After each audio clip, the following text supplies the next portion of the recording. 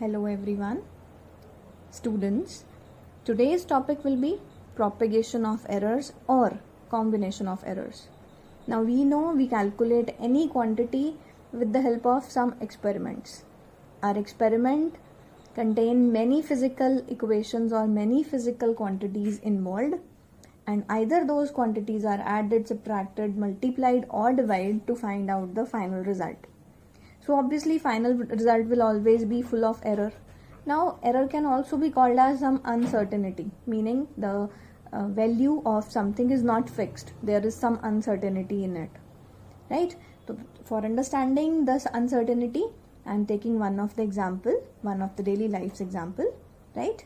हम suppose कर सकते हैं कि आप लोग के घर में your father and your mother are the members जो अर्न करते हैं, ठीक है. फादर की जो मंथली सैलरी है अगर वो 40,000 रुपीज़ है एंड जो आपकी मॉम की मंथली सैलरी है that is the 30,000 rupees. And आप सपोज कर सकते हैं कि जो मदर और फादर है उनकी जो एक फिक्स्ड सैलरी घर आनी ही है, वो फिक्स्ड सैलरी कितनी होगी, that will be equal to 40,000 rupees plus 30,000 rupees. तो टोटल सैलरी जो फिक्स्ड अमाउंट है जो आपको मिलेगा ही, दैट फिक्स्ड अमाउंट और टोटल अमाउंट की वैल्यू होगी 70,000 रुपीज़. ये हमें पता है, it is fixed. But if एक जो दोनों की कंपनी है वहाँ का रूल है कि अगर आपकी परफॉर्मेंस बहुत अच्छी रहती है तो 1% ऑफ द सैलरी आपको एज बोनस मिलेगा, और अगर आपकी इनकम मीनिंग आपकी परफॉर्मेंस अच्छी नहीं रहती है तो 1% ऑफ इनकम को आपकी सैलरी में से डिडक्ट कर दिया जाएगा. So there is an uncertainty.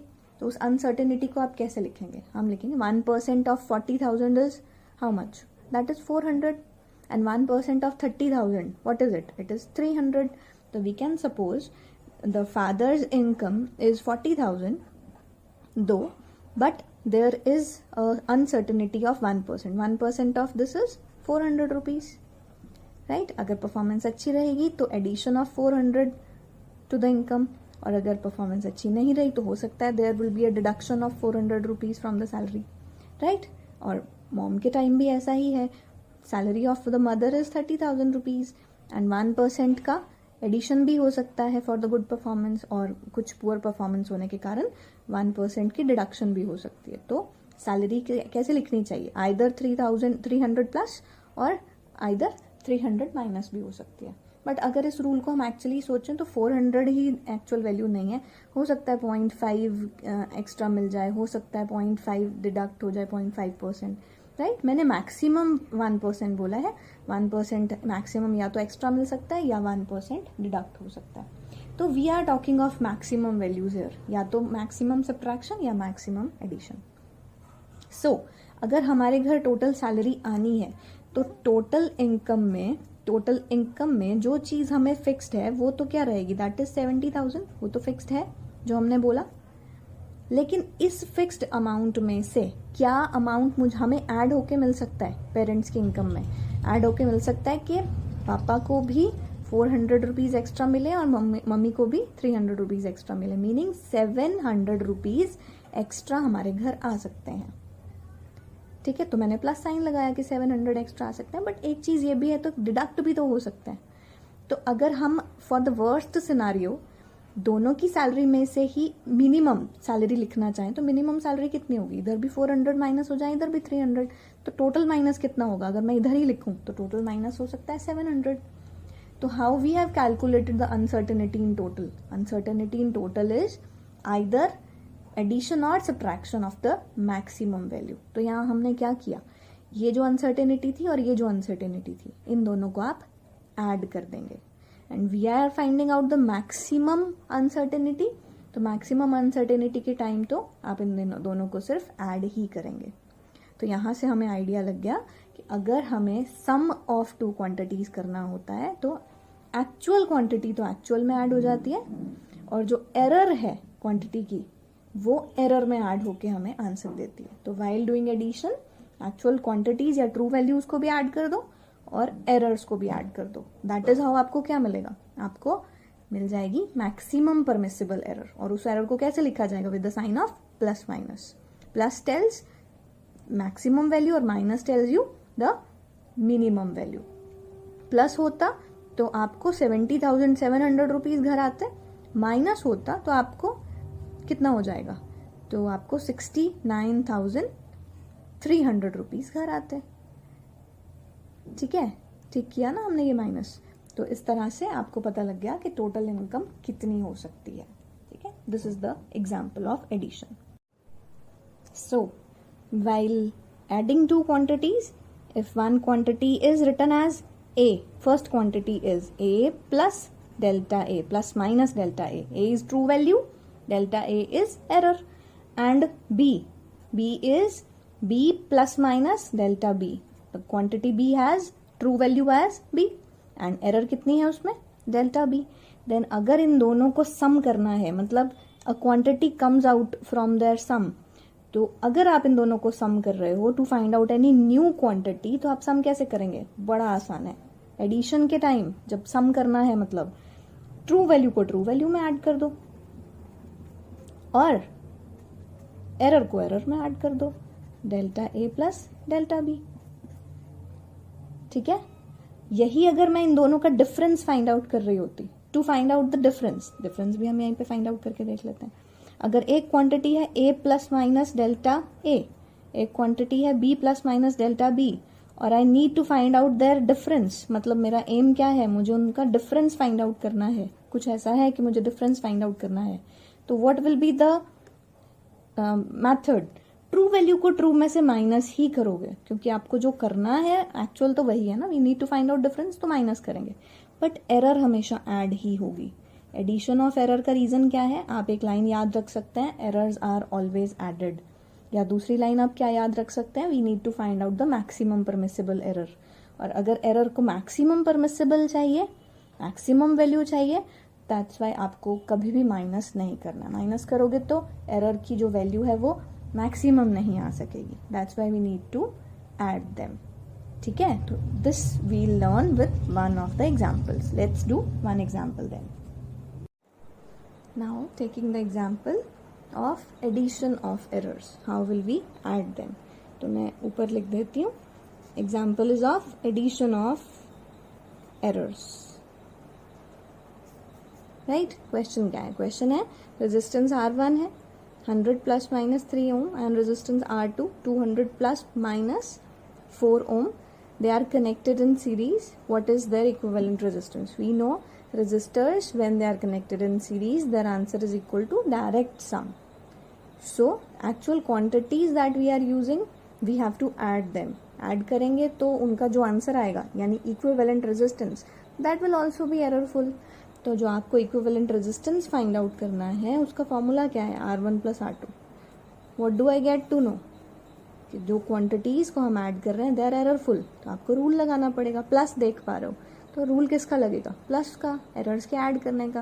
तो जो एक्चुअल क्वांटिटीज होती हैं, जब आपको एरर के साथ कोई चीज़ लिखी मिलती है, तो this is the actual value and this is the error. याद रखेंगे, this is the actual value and this is the error. तो एक्चुअल वैल्यू के साथ क्या होती है, ऐड है तो ऐड हो रही है, सब्ट्रैक्ट है तो सब्ट्रैक्ट होगी, एंड मल्टीप्लाई डिवाइड के टाइम भी वही होगा जो होना चाहिए। सो हम आर इक्विवेलेंट की रियल वैल्यू फाइंड आउट कर लेते हैं, काइंड ऑफ ट्रू वैल्यू। तो उसमें क्या करेंगे, R1 100, R2 200, add them directly, you will get 300 ohm. आपके पास आर इक्विवेलेंट का आंसर आ गया। रह क्या गया, we are left with the error. So error in R equivalent will be equal to, हमें पता है एडिशन के टाइम एरर का फॉर्मूला क्या होता है, error in first resistance, error in second resistance. Add कर दो, error in first resistance was 3 ohm and error in second resistance is 4 ohm. आप दोनों को ऐड करो, what you will get 7 ohm. और आपसे पूछा गया था what is their equivalent resistance. तो equivalent resistance आप कैसे लिखेंगे, लिखने का मेथड क्या है, actual value plus minus error, sorry error is 7 plus minus error, so 7 ohm. Your answer will be 300 plus minus 7 ohm. और इसी के साथ अगर हम सेकेंड क्वेश्चन पे जाएं, second question is the, we can read the question first. Initial and final temperature of a water bath are given to be 18 plus minus 0.5 degree Celsius and 40 plus minus 0.3 degree Celsius. What is the rise in temperature of the bath? Temperature rise, this was initial, this is final. You have to find out the rise. Rise meaning difference of temperature. What is the rise in temperature? We'll write final temperature minus initial temperature. Actual quantities क्या हो रही है? Minus. तो error पे भी कौन सा rule लगेगा? माइनस का. लेकिन एरर का माइनस एंड प्लस का रूल तो सेम होता था. So final temperature is 40. Initial temperature was 18. Actual quantities यानी ट्रू वैल्यूज तो डायरेक्टली माइनस ही हो जाएंगे. तो answer will be 2 and 2. 22 degree Celsius. Now we are left with the error. So what will be the error? So error in rise of temperature will be equal to, we can write it like delta T will be equal to delta T1 error in first temperature plus delta T2. I told you we have to find out the maximum permissible error. If we'll subtract something from a physical quantity, it cannot be a maximum value. So we have to add errors always, right? We'll be adding them always. That's how what we are doing here. So delta T1 error in the first temperature 0.5, delta T2 error in the second temperature 0.3. You'll add them, what will we get? 0.8 degree Celsius. So what is the answer? They have asked what is the rise in temperature of the bath. तो हम लिखेंगे rise in temperature is equal to, what will it be equal to? True value of difference of temperatures plus minus rule apply किया है जो, उसके बाद आपके पास एरर इन टेम्परेचर आई 0.8 degree Celsius. Alright.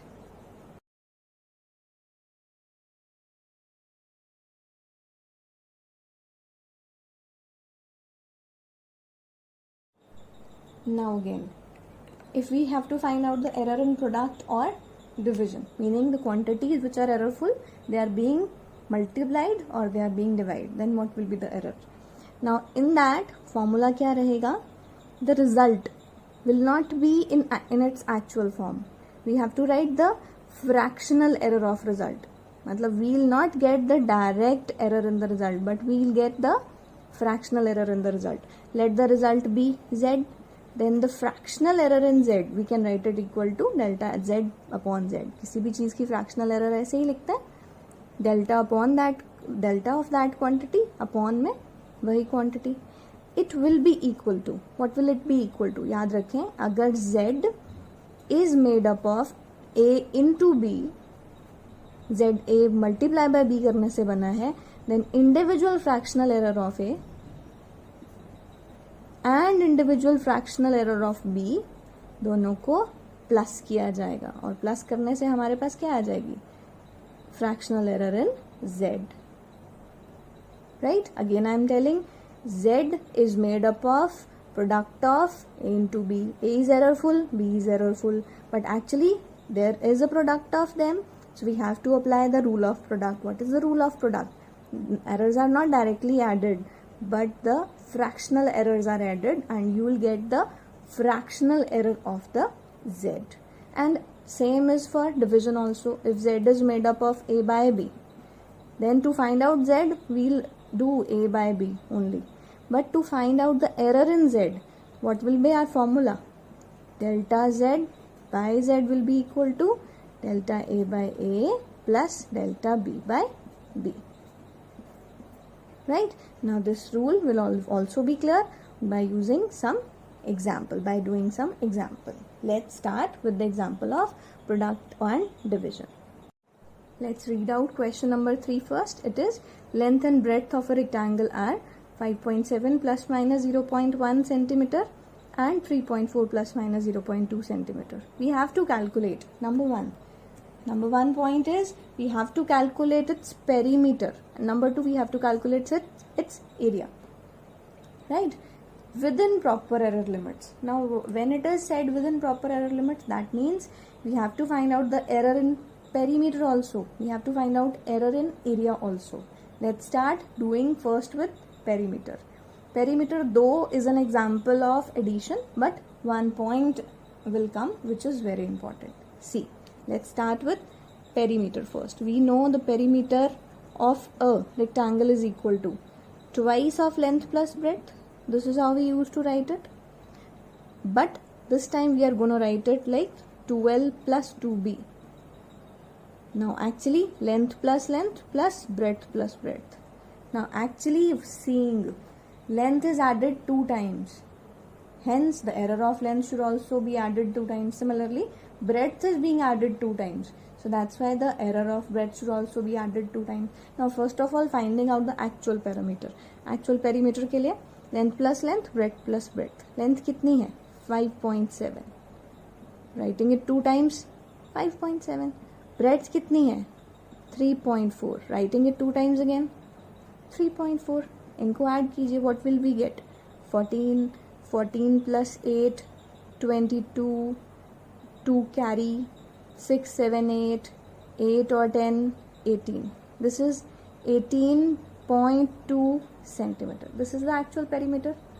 Now finding out the error in perimeter. So error in perimeter, I shall write it as delta P. Now length will be written 2 times because in quantity length was 2 times. Similarly, breadth error should also be written 2 times because breadth was being added 2 times in the above equation. So delta L is equal to 0.1, delta L again 0.1, delta B 0.2, delta B again 0.2. So adding them we'll get 0.6 centimeter. So what will be the answer for perimeter? Answer for perimeter will be, writing it properly, true value is 18.2 plus minus the error value. Error value is 0.6 centimeter. So this was all about perimeter. It was kind of easy and we have done one question of this type, so it was easier for us. Now if we'll be doing for area, we'll be finding out the area. To calculate area of a rectangle, our formula will be length into breadth, meaning errorful quantities are being multiplied. Now if errorful quantities are being multiplied, we have to apply the formula for multiplication, finding out the area. Actual area will be found out directly. Actual area के लिए आप क्या करेंगे? Just length is 5.7 into breadth. Actual value of breadth 3.4. आप इनको multiply करेंगे. Let's multiply them. अगर multiply करके देख लेते हैं, 57 into 34, what will be equal to?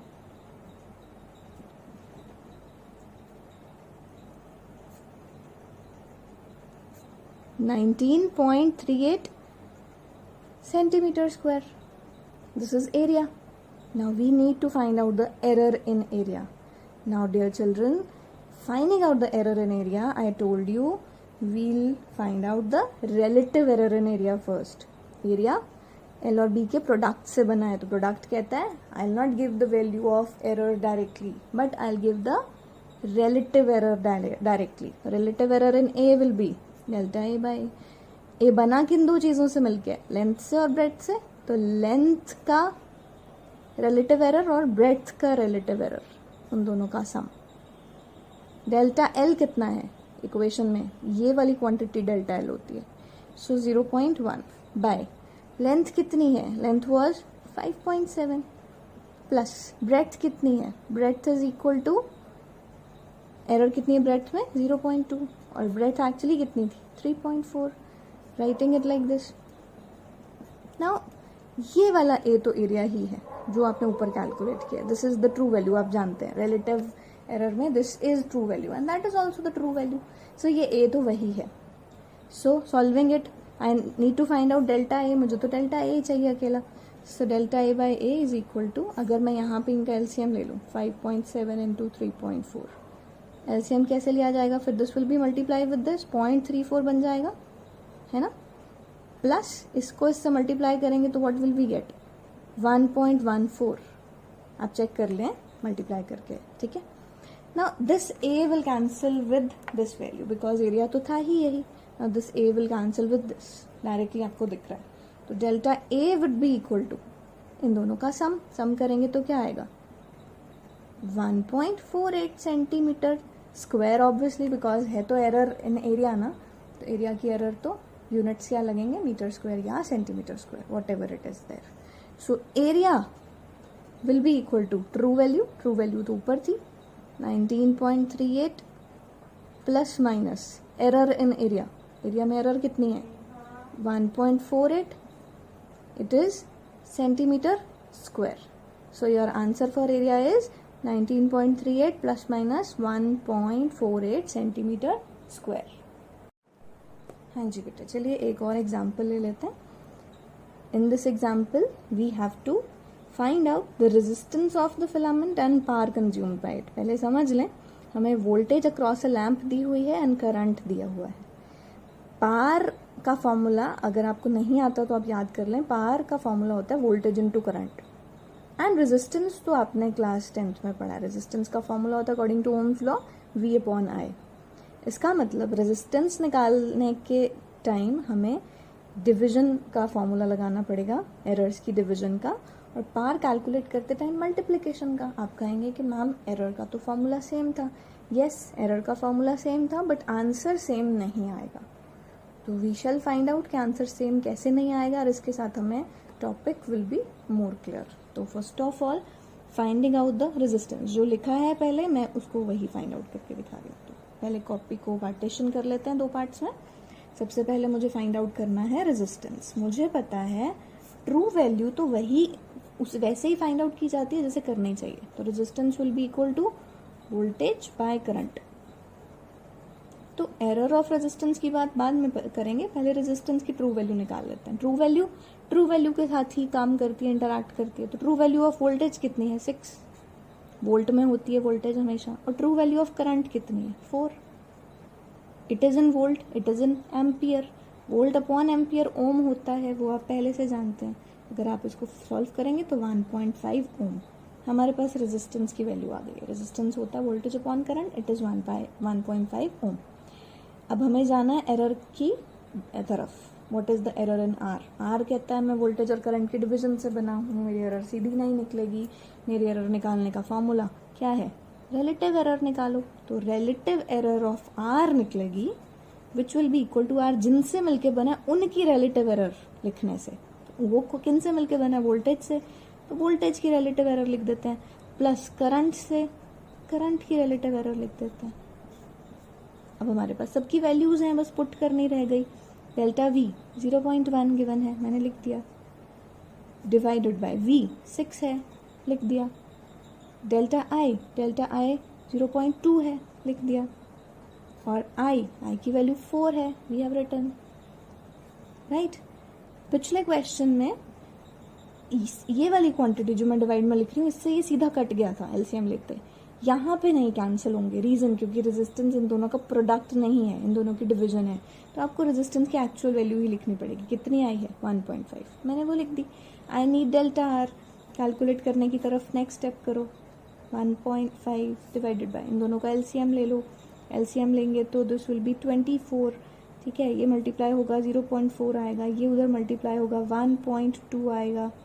ठीक है, फिर आगे कैलकुलेट करोगे. Delta R upon 1.5 will be equal to this. इन दोनों को सम करेंगे तो 1.6 बाय 24. सॉरी, ये दिखा नहीं. 1.6 बाय 24. फर्दर कैलकुलेट करो. Delta R will be equal to 1.6 by 24 into 1.5. ठीक है, डेसिमल्स को बाद के लिए छोड़ देती हूँ. तो क्या लिखूंगी 16 इंटू 15 बाय 24 इंटू 10⁻² लिख देती हूँ. 2 zeros के लिए 10⁻². ठीक है, इसको कैलकुलेट कर लो. 4/6 और कट जाएगा. 2/3 ये कैंसिल हुआ, 5 आया. तो मेरे पास क्या आ रहा है यहाँ से 10 इंटू 10⁻². बाकी का यहाँ ऊपर लिख लेते हैं. सो 10 इंटू 10⁻² मीनिंग 10 इंटू 10⁻1 मीनिंग 0.1. मतलब जब आप इस पूरे को कैलकुलेट करोगे आपके पास डेल्टा आर क्या आ रहा है, डेल्टा आर आ रहा है 0.1. तो व्हाट इज माय रेजिस्टेंस. अगर मैं एक्चुअल आंसर ऑफ रेजिस्टेंस लिखने लगूं तो रेजिस्टेंस कैलकुलेट करने के बाद हमारे पास ट्रू वैल्यू कितनी आई थी 1.5.